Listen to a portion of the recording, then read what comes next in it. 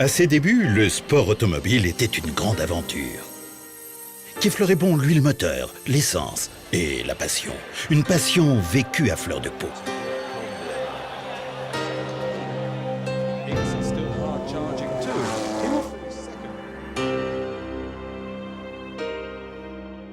Aujourd'hui, elle a plutôt des parfums de champagne, de tartare de saumon ou de mousse aux truffes.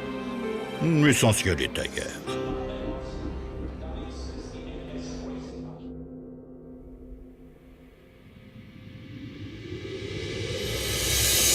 Sauf chez Porsche. Vous êtes à nouveau au cœur des événements. Pour nous, le sport automobile est une question de principe, pas de prestige. Sport de masse, course d'endurance ou de prototype, peu importe. Peu importe aussi que l'on soit sur l'asphalte ou sur des chemins moins fréquentés. Comme en 2006. Lorsque deux Cayenne de quasi-série prenaient pour la première fois le départ du rallye transsibérien. Leur doublé victorieux ouvrait alors un nouveau chapitre des sports automobiles selon Porsche, pour ceux de nos clients qui ont besoin de temps à autre de laisser parler leurs démons intérieurs.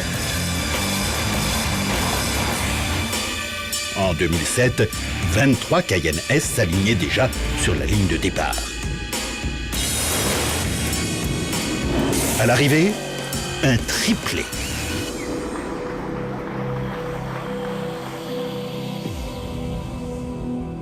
Le résultat nous confortait dans notre désir de poursuivre cette grande aventure. Pour ne pas tout dévoiler, en 2008 non plus, nous ne sommes pas rentrés les mains vides.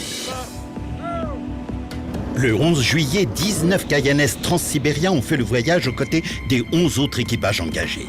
Départ Moscou, arrivée Ulaanbaatar, capitale de la Mongolie. 15 jours, plus de 7000 km, cap à l'est, sans aucune hésitation.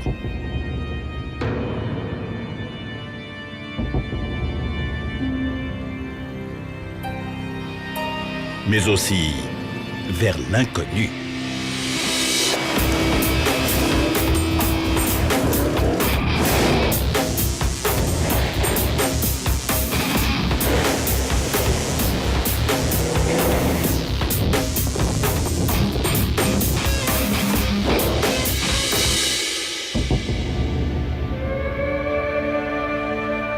Même s'il fallait compter sur quelques vieilles connaissances, comme au passage des frontières par exemple.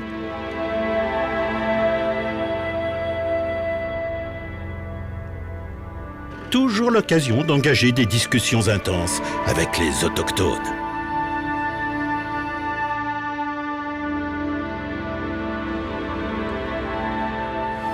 Et pourtant que de nouveautés. Même sur le Cayenne S transsibérien, l'expérience de ces dernières années nous a permis de retravailler ses aptitudes tout-terrain. La protection de bas de caisse a été renforcée et redessinée.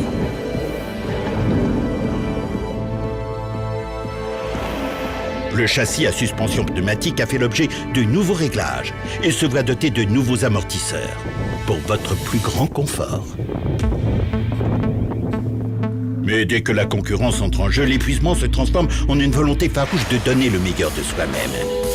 Il s'engageait alors une lutte acharnée, chaque mètre.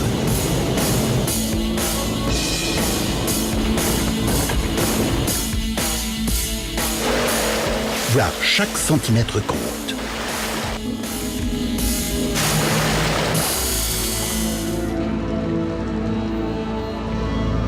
Puis la plupart du temps, on reprenait vite la route.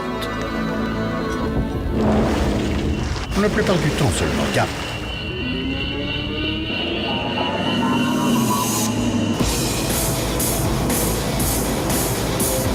ce qui, dans des circonstances normales, n'aurait créé qu'un léger souci, devenait, en Sibérie, un gros problème.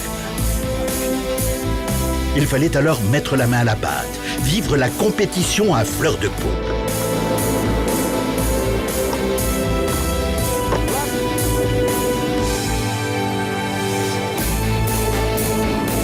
Souvent, on déclenchait aussi de la stupéfaction.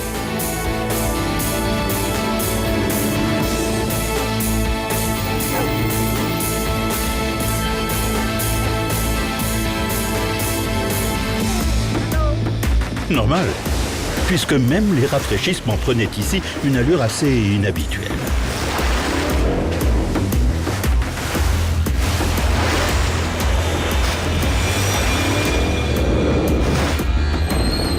De même que les petits cadeaux souvenirs.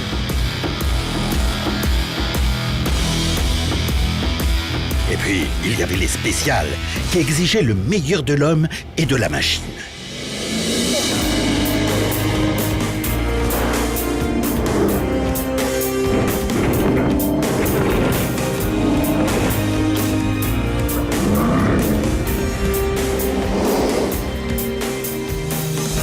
Dès les premiers jours, il était clair que personne n'en ressortirait sans une égratignure.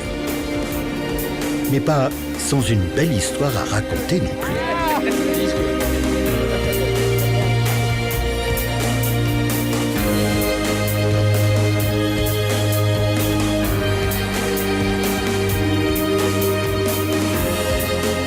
Une histoire d'huile moteur, d'essence et de passion.